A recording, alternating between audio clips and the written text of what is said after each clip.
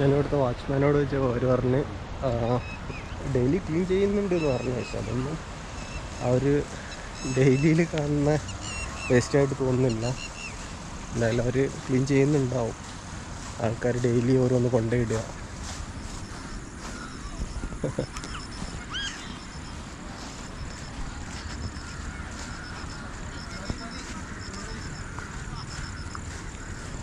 എത്ര 6 മണിയായി.